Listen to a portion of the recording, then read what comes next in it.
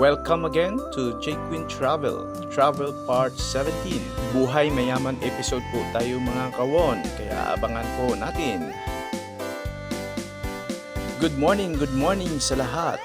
Kasalukuyan po tayong nandito sa Cela Lux Hotel, dito pa rin sa FB Harrison Corner, Buendia, Pasay City, featuring the swimming pool amenities. Ngayong araw mga kawon ay maliligo po tayo at magbubuhay mayaman.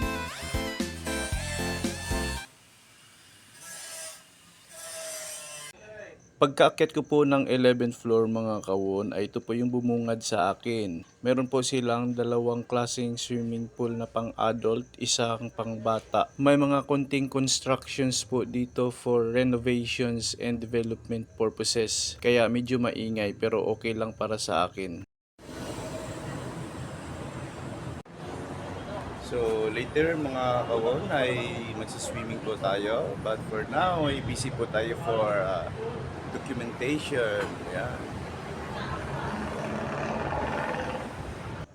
At nakapag-relax na rin po ako mga kawon right after ng aking mga photoshoots and video transitions na ginawa ko. To tell you mga kawon, sobra pa sa 100% ang aking chillax experience dito. So far sa oras na ito, ako lang kasi nandirito kaya sobrang nakapag-emote-emote ako ng maayos. And for more information mga kawon, meron din po sila ditong bar and restaurant.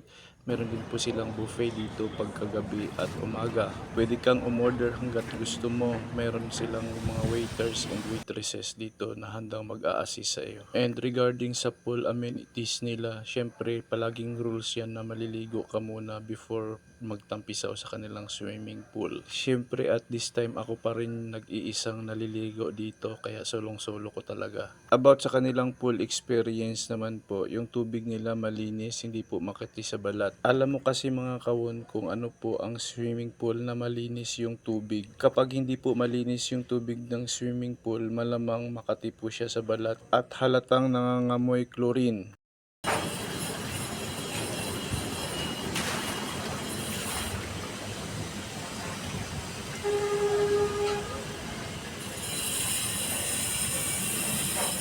Siyempre sinubukan ko rin yung sa kabilang pool kung okay din yung kanilang tubig. And after kong magtampisaw ay alam ko na po kung ano yung masasabi ko. Kung ano po yung water experience ko sa kabilang pool ay pareho lang din dito. Malinis, hindi makati sa balat at hindi nangangamoy chlorine. Nag-spend pala ako ng 2.5 hours sa aking pool relax mga kawon from 11 AM to 1:30 PM.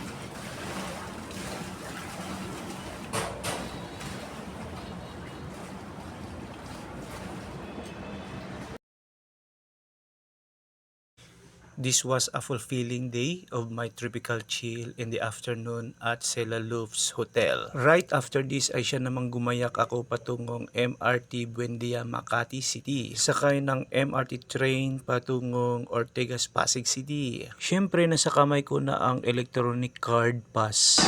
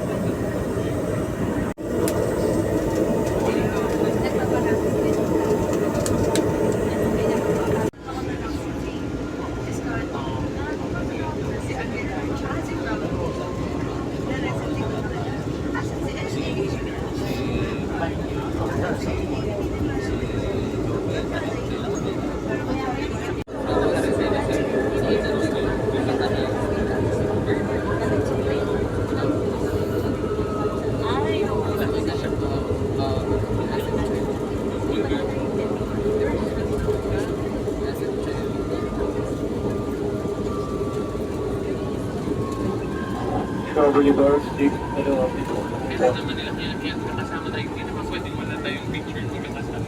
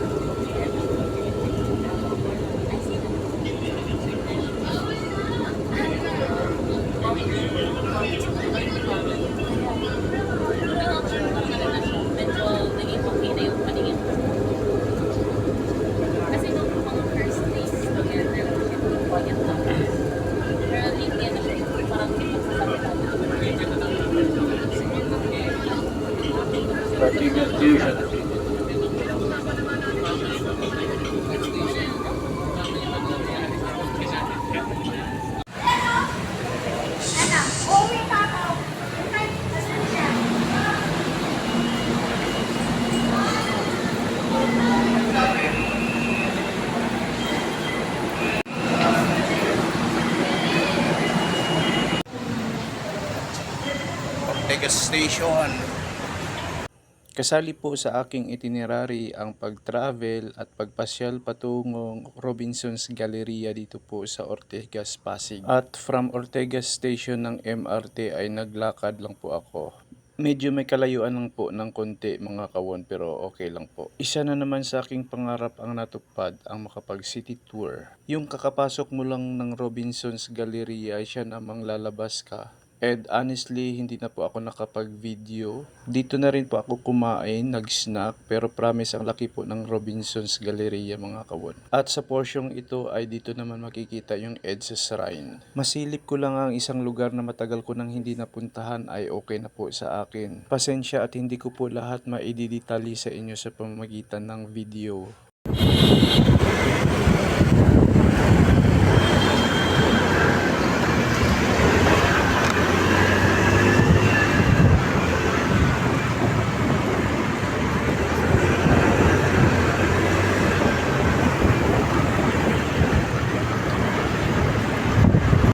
At sa ngayon po mga kawon ay nandito po ako sa EDSA Avenue. Sakay po ako ng aking binok na Joyride. Ito naman ang sitwasyon ng EDSA at 4:30 PM. At ngayon ay patungo naman ako ng SM City, Makati.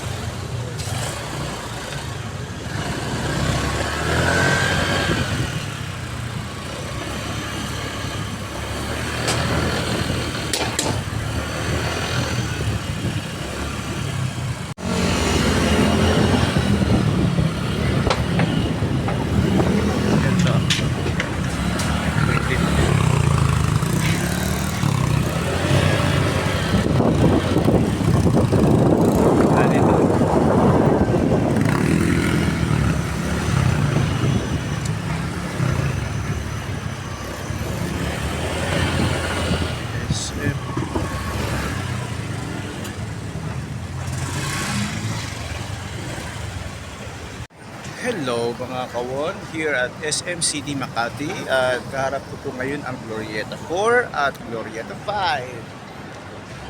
Ayan, oh.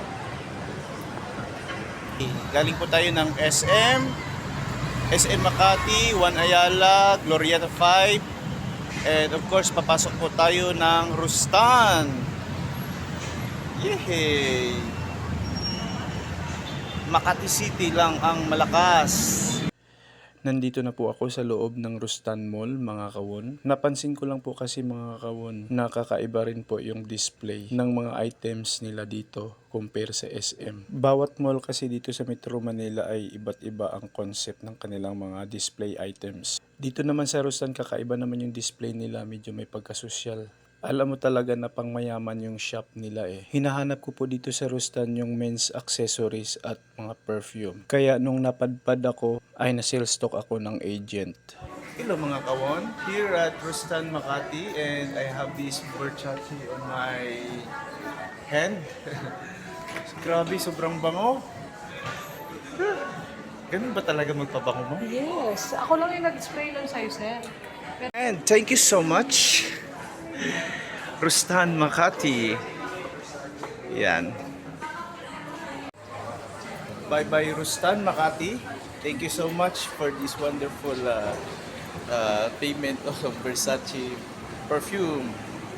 Siyempre napabili talaga ng perfume yung lolo mo kasi pangarap ko din naman magkaroon ng authentic perfume. Hindi yung puro Shopee na lang po tayo. Sa ngayon ay binabaybay ko po ang underpass dito sa Ayala, Makati. Patuloy po tayo magliamyenda mga kawon dito sa kahabaan ng Ayala. Sabay take pictures sa harap ng Shangri-La Hotel at Manila Peninsula. Enjoy lang talaga mga kawon ang paglalakad at worth it naman ang pamamasyal. Yes, Shangri-La Hotel, Makati, here at Ayala. And here is Manila Peninsula. Hello, mga kawon. Time check is 5:30. Ito po yung second to the last day ko po ng aking travel mga kawon. Dated March 29, 2025. Dito po sa bus kung saan po ako nakaupo. Ako po yung nagsasabi, see you to my next video travel vlog. Dito sa aking YouTube channel, walang iba, J Queen. Maraming salamat po sa patuloy ninyong suporta. God bless you all.